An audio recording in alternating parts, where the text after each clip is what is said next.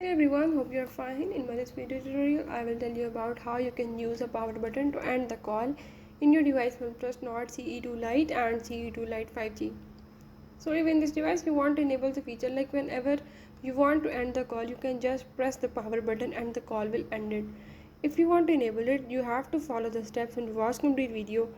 And before that, don't forget to subscribe my channel and press the bell icon and learn how you can use power button to end the call.